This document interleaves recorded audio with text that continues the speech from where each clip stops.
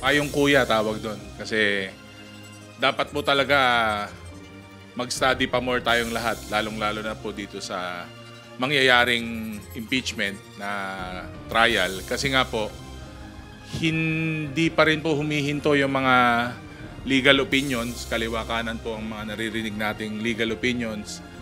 Walang tutol si House Deputy Majority Leader La Union 1st District Representative Paulo Ortega sa naging pahayag ni Senate President Francis Escudero sa kanya. Ayon kay Senate President Escudero, dapat mag-aral pa ang kongresista sa pagkakaiba ng motu proprio hearings na maaaring isagawa ng Kongreso habang nakareses at ng impeachment proceedings na hindi maaaring magsimula habang nakabreak.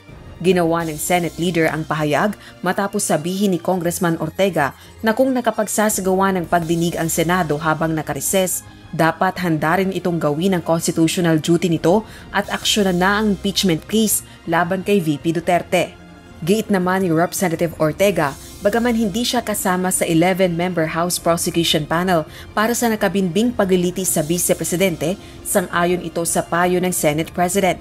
Nag-agree po ako. Kailangan po talagang pag-aralan maigi itong impeachment na to at pag-aralan po yung mga hakbang na gagawin sa impeachment na to. Tuloy-tuloy naman ang paghahanda ng House Prosecution Panel para sa paglilitis ni VP Duterte. Actually, you have 11-man team dyan eh. So it's also important para they can move as one, yung rapport at saka yung kasi tinatawag nating chemistry, how can not only consolidate their the data and the evidences that they have to provide, but how can they also complement each other.